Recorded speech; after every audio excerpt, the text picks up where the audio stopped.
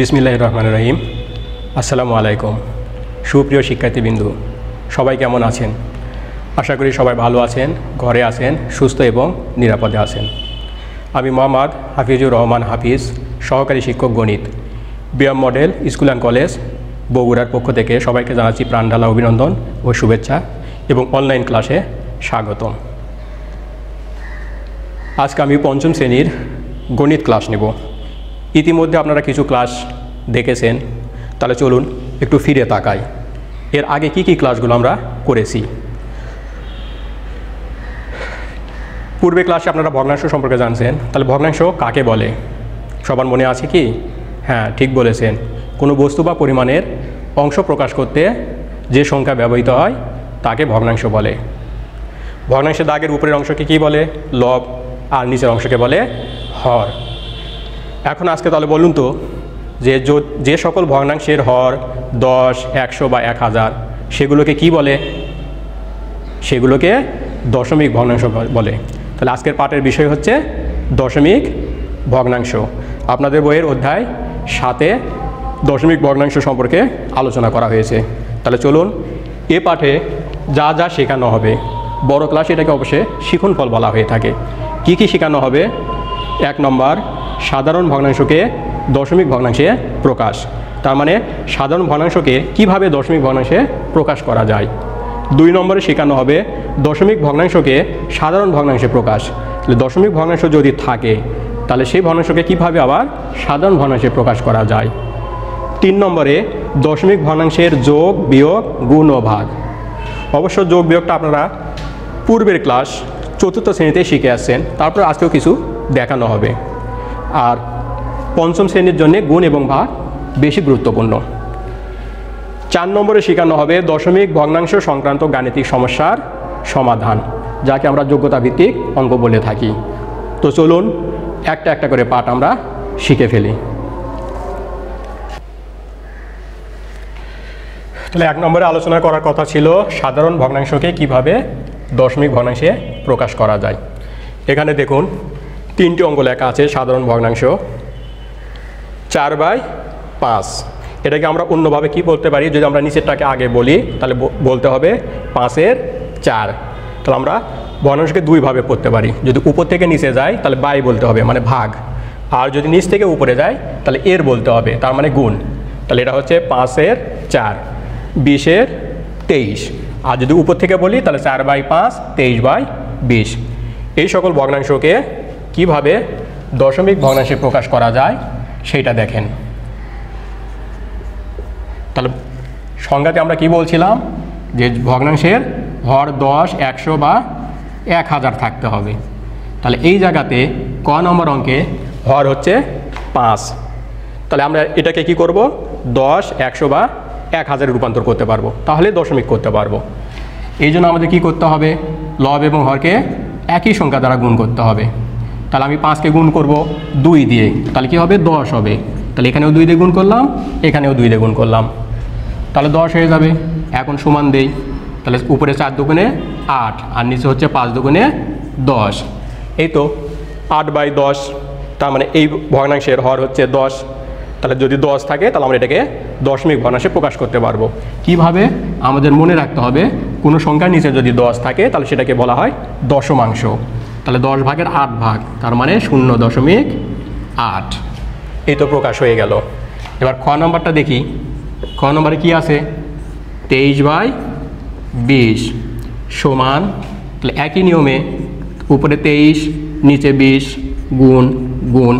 এখন 20কে আমি যদি গুণ করি তাহলে তো আর 10 বানানো যাবে না, কারণ 20 তো বড় সংখ্যা। তাহলে আমাকে 20-এর ঘরে নামতা পড়তে হবে। 10-এর পরে কী ছিল?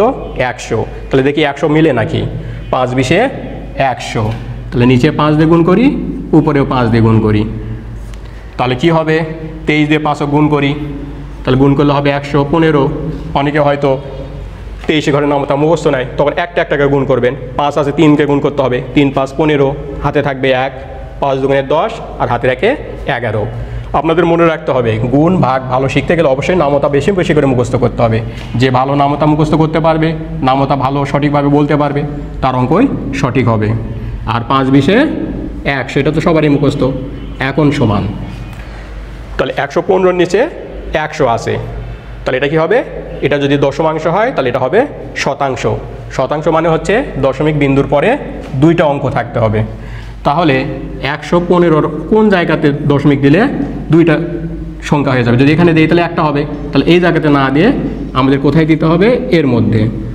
তাহলে 1.15, তাহলে দশমিক ভগ্নাংশে প্রকাশ হয়ে গেল। এবার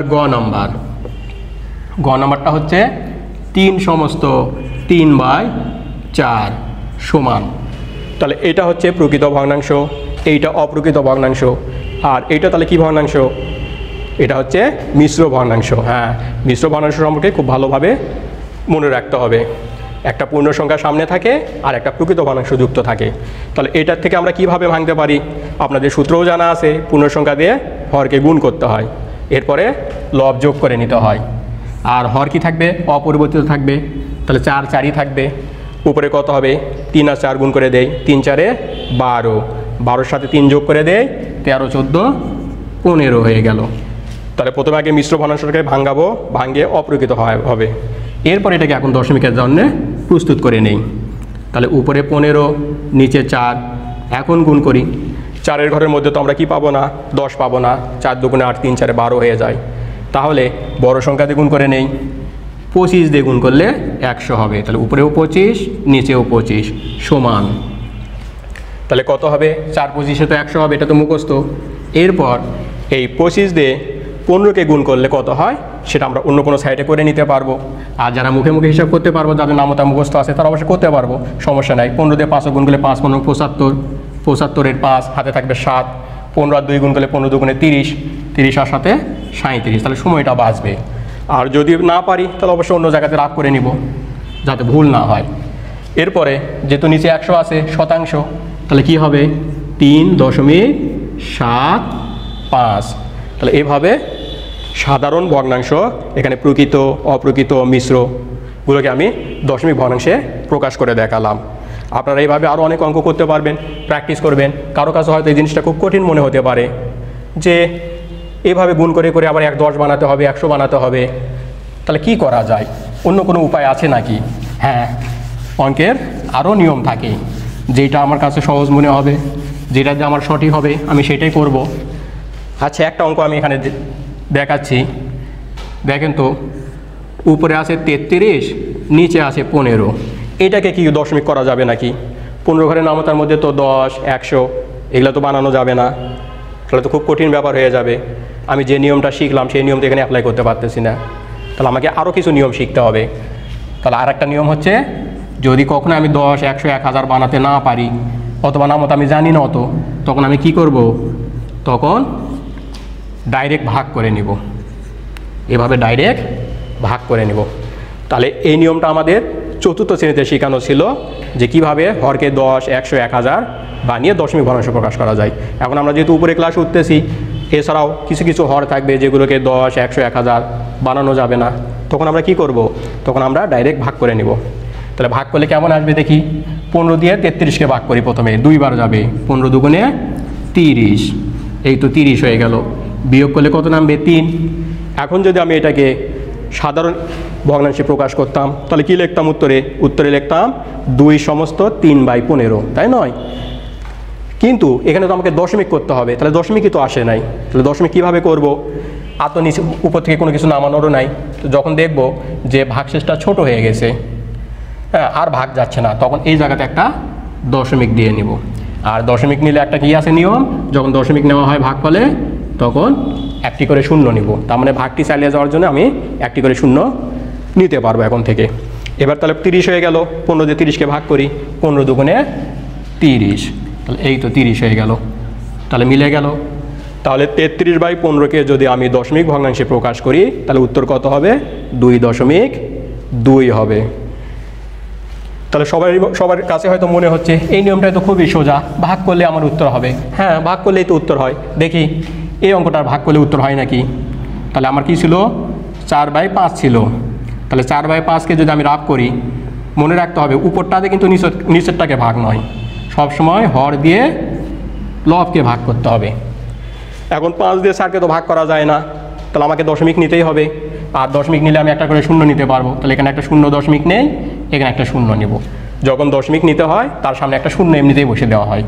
এখন 5 দিয়ে 40কে ভাগ করে দেই, তাহলে 5 আসতে 40। হ্যাঁ, খুব সুন্দর, খুব তাড়াতাড়ি হয়ে যাচ্ছে। তো তাহলে দেখি খ নম্বরটা হয় নাকি। তাহলে এখানে খ নম্বরটা করে দেখাচ্ছি। 20 দিয়ে 23কে ভাগ, তাহলে প্রথমে আমার দশমিকের প্রয়োজন হচ্ছে না, কারণ ভাজ্য আমার বড় আছে। তাহলে প্রথমে আমি আগে একবার দিব, তাহলে একবার দেই, তাহলে 20কে 20 হলো। এরপর বিয়োগ করে নেই, উপর থেকে 3 চলে আসলো, এখন তো আর ভাগ যাচ্ছে না, তাহলে এখানে একটা দশমিক নিয়ে নেই। এরপরে এখানে একটা শূন্য নেই, আবার একবার যাবে, তাহলে 20কে 20 হয়ে গেল। আবার বিয়োগ করে দেই, 0 10 আসলো। এরপরে তো ভাগ যাচ্ছে না, তাহলে কি আবার একটা দশমিক দিয়ে আর একটা শূন্য নিব নাকি? না, যদি একবার দশমিক নিয়ে নেয় তাহলে আর কোনো দশমিক বিন্দু নেওয়ার প্রয়োজন নাই। তাহলে এখানে একটা শূন্য আবার নিতে পারবো, তাহলে 5 20 100 এই। তাহলে এর উত্তর হচ্ছে 1.15। তাহলে আগের উত্তর এবং এই উত্তর একই হয়ে গেছে, শুধুমাত্র নিয়ম দুইটা আলাদা আলাদা। আপনাদের কাছে যেটা ভালো লাগবে অবশ্যই সবাই মনে করবেন যে ভাগ করে করে করা যাবে। হ্যাঁ, তাহলে এই নিয়মে আমরা সাধারণ ভগ্নাংশকে দশমিক ভগ্নাংশে প্রকাশ করব। এখন 2 নম্বর নিয়মে চলে যাই। 2 নম্বর কী ছিল? যদি দশমিক ভগ্নাংশ থাকে তাহলে সেটাকে কিভাবে সাধারণ ভগ্নাংশে প্রকাশ করা যাবে। তাহলে চলুন দশমিক ভগ্নাংশ থাকলে কীভাবে সাধারণ ভগ্নাংশে প্রকাশ করা যায়। তাহলে একটা অঙ্ক দেখি, 0.6। এই অঙ্কটাকে আমি কিভাবে, এখানে দশমিক আছে, এটাকে কিভাবে মুক্ত করে সাধারণ ভগ্নাংশে প্রকাশ করব। তাহলে কিভাবে করা যাবে?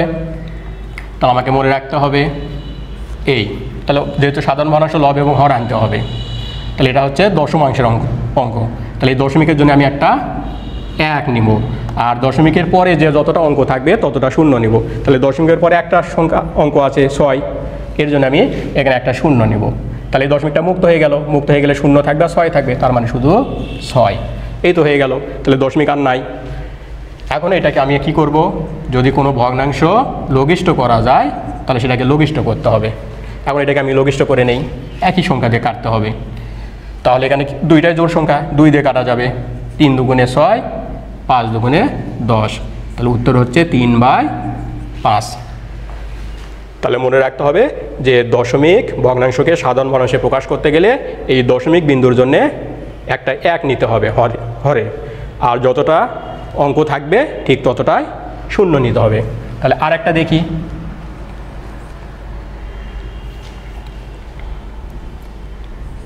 0.12। এইটা কি হবে? তাহলে এটা তো 2টা অঙ্ক আছে, তাহলে 2টা অঙ্কের জন্য কি হবে? শতাংশ, তাই নয়? হ্যাঁ, তাহলে শতাংশ মানে হর হচ্ছে 100। এই তো, তাহলে দশমিক উঠে গেলে উপরে কি হবে? 12, উপরে হবে 12। এরপরে আমি এটাকে কি করব? লঘিষ্ঠ করব। এটাকে এখন লঘিষ্ঠ করব। তাহলে লঘিষ্ঠ করতে গেলে দুইটাই যেহেতু জোড় সংখ্যা, তাহলে 2 দিয়ে কাটা যাবে। কিন্তু আমাকে মনে রাখতে হবে যদি বড় কোনো সংখ্যায় আমি কাটতে পারি খুব তাড়াতাড়ি হয়ে যাবে। তাহলে বড় কোনো সংখ্যা মানে আমি এটাকে একবারে 4 দিয়ে কাটে নিব। তাহলে 4 দিয়ে কাটলে কি হবে? 3 4 12, আর 4 দিয়ে যদি কাটি 4 25 100, তাহলে খুব তাড়াতাড়ি হয়ে যাবে। আর যদি কেউ 2 দিয়ে কাটি তাহলে 2 বার কাটতে হবে। এই, তাহলে 3/25। তাহলে মনে রাখতে হবে যে শুধুমাত্র সাধারণ গুণনীয়ক দিয়ে যে লঘিষ্ঠ করতে হয় তা নয়, আমি গসাগু দিয়েও খুব তাড়াতাড়ি কাটতে পারি। আর যাদের নামতা এখনও মুখস্থ হয়নি তারা অবশ্যই নামতা বেশি বেশি করে মুখস্থ করে নিব। তাহলে কিভাবে দশমিক ভগ্নাংশকে সাধারণ ভগ্নাংশে প্রকাশ করা যায় সেইটা দেখলেন। এবার চলুন 3 নম্বর নিয়মটাতে যাই। 3 নম্বর নিয়মটা কি ছিল? দশমিক ভগ্নাংশে কিভাবে যোগ, বিয়োগ, গুণ এবং ভাগ করা যায়। আচ্ছা, তাহলে যোগের একটা অঙ্ক দেখেন, 1 2 4 3 যোগ 6 2 যোগ 4। এরকম সাধারণ অঙ্কের যোগগুলো আপনারা খুব সহজে করছিলেন, তাই নয়? তাহলে কিভাবে সমাধান করব আমি এটাকে?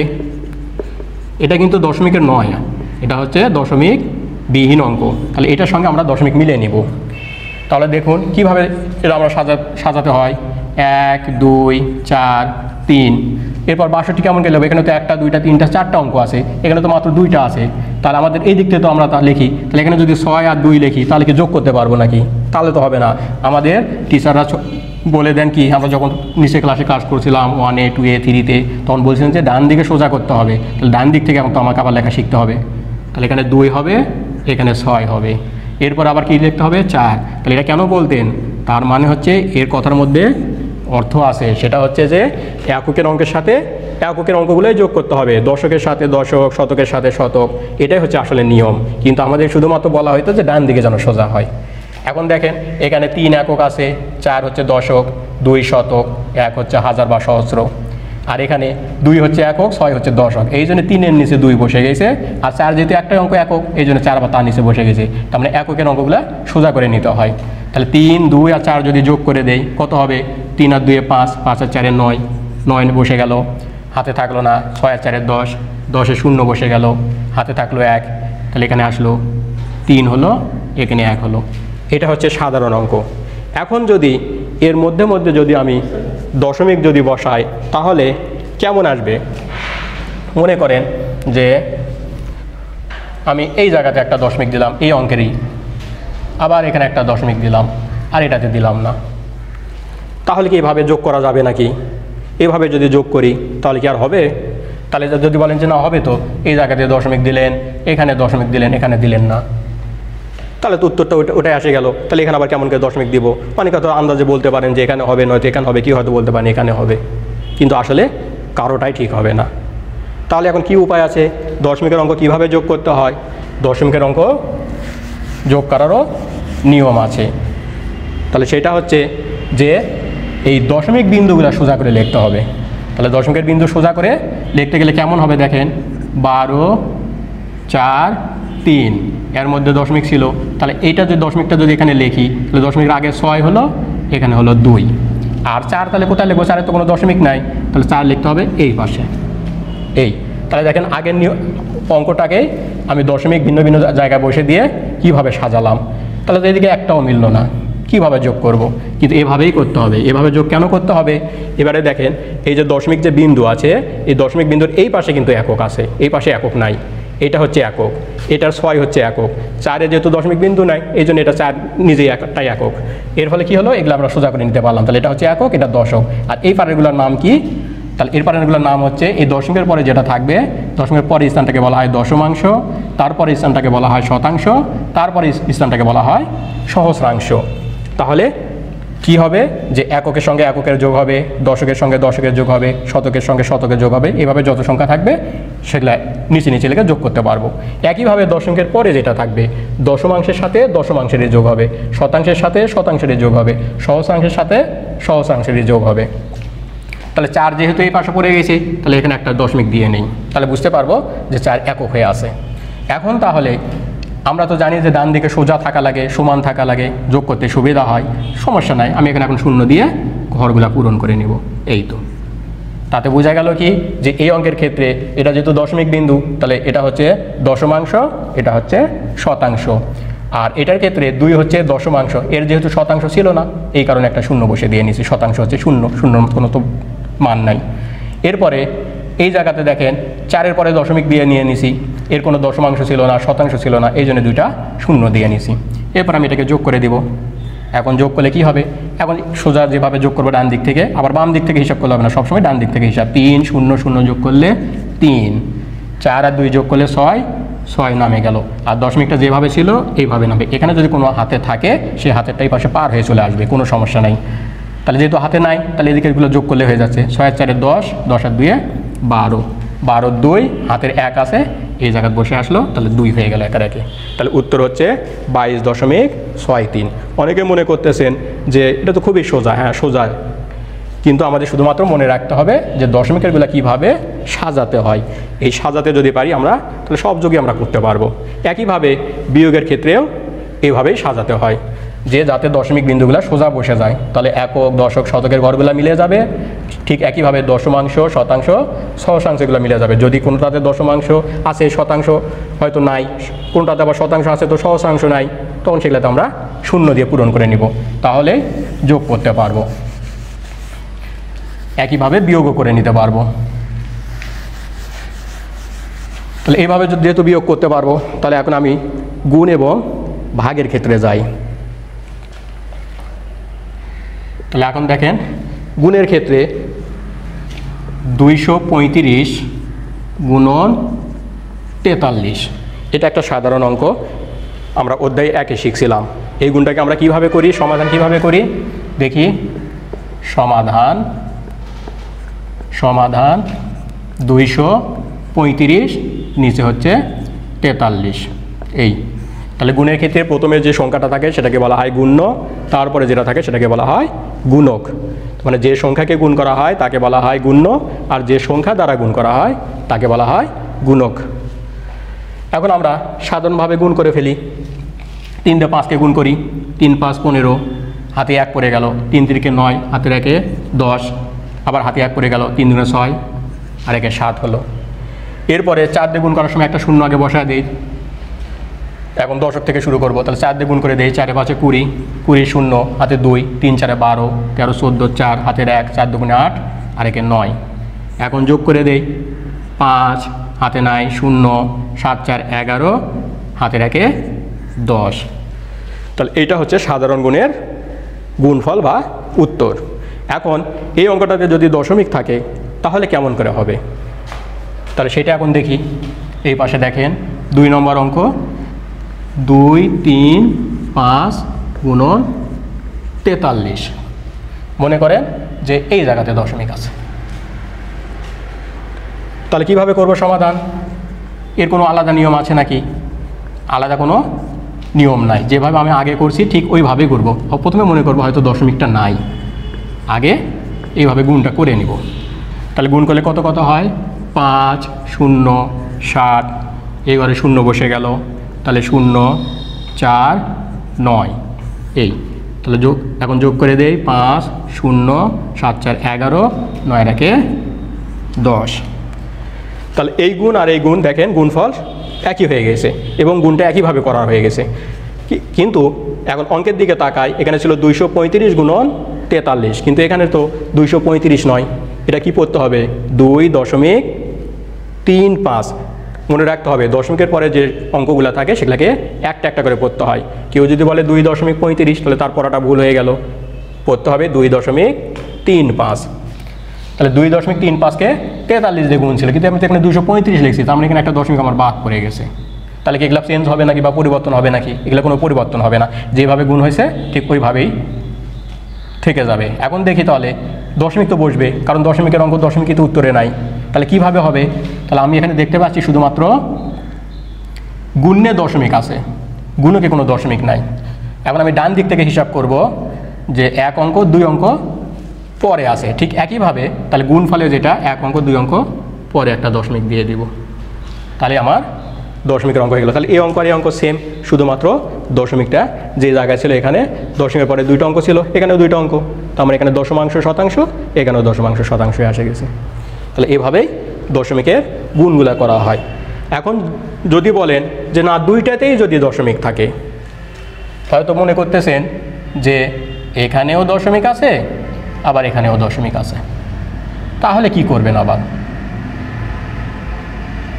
তাহলে কি করবেন 3 নম্বর অঙ্ক। তাহলে প্রথমে দেখা যাচ্ছে এখানে শতাংশের সাথে এখানে দশমাংশ আছে, গুণ করব। তাহলে প্রথমে মনে করব যে দশমিক নাই, আগে সাধারণ গুণটা করে নিব। সাধারণ গুণ করলে তো এইরকম উত্তর চলে আসবে, আগেরটাই যেহেতু আমি দিয়ে দিয়েছি যাতে বুঝতে সুবিধা হয়, আমরা তুলনা করতে পারি। এখন তাহলে কি দেখা যাচ্ছে, তাহলে দেখা যাচ্ছে এখানে আছে 2 অঙ্ক, গুণে আছে 2 অঙ্ক, আর এখানে আছে 1 অঙ্ক। তাহলে গুণে আছে 2 অঙ্ক, গুণকে আছে 1 অঙ্ক। তাহলে গুণফলে কি হবে, তাহলে সাধারণভাবে গুণ যেভাবে করছি করার পর যোগ করছি, এখন এই দশমিকটা বসার জন্যে এই অঙ্কগুলোকে আমাকে যোগ করে নিতে হবে, গুণ নয়। 2 আর 1 যদি গুণ করে দিই তাহলে 2 এর ক্ষেত্রে 2 হবে, তার মানে 2 অঙ্ক পর, কিন্তু আসলে গুণ হবে না, 2 আর 1 যোগ করে নিতে হবে। 2 আর 1 যোগ করলে কত হয় 3, তাহলে 3 অঙ্ক পর ডান দিক থেকে বসে দেই, তাহলে 1 2 3, তাহলে দশমিকটা হবে এই জায়গাতে। তাহলে খুব সুন্দর কথা, এটা মনে রাখতে হবে যে দশমিকের গুণ এবং সাধারণ গুণ একই নিয়মে করতে হয়। গুণগুলো আমরা একইভাবে করব, গুণফল নিয়ে আসবো, আর যখন দশমিক বসাবো তখন আমরা দেখব গুণ্য এবং গুণকের দিকে তাকাবো যে গুণ্য এবং গুণকে কয়টা করে দশমিকের অঙ্ক আছে। এখানে দেখা যাচ্ছিল যে শুধুমাত্র গুণে দশমিকের পরে দুইটা অঙ্ক ছিল, এটাতে ছিল না, এই কারণে গুণফলে 2 অঙ্ক পরে দশমিক বসে গেছে ডান দিক থেকে। আর এটার ক্ষেত্রে দেখা যাচ্ছে এখানে 2 অঙ্ক, এখানে 1 অঙ্ক, তাহলে মোট হচ্ছে 3 অঙ্ক। এই জন্য ডান দিক থেকে 1 অঙ্ক, 2 অঙ্ক, 3 অঙ্ক পরে দশমিক বসে গেছে। তাহলে কি হলো, এখানে দশমাংশ আর এখানে যেহেতু আরেক দশমাংশ, এখানে শতাংশ, তাহলে গুণ করে হয়ে গেছে সহস্রাংশ। তাহলে এইভাবে বাকি অঙ্কগুলো আমরা বেশি বেশি করে প্র্যাকটিস করতে পারবো। কিন্তু নামতা কিন্তু বেশি বেশি করে জানতে হবে, নামতা যদি না জানি তাহলে অঙ্কগুলো কিছুই বুঝতে পারবো না। এরপর চলুন দশমিকের ভাগ দেখি, কীভাবে দশমিকের ভাগ করা যায়।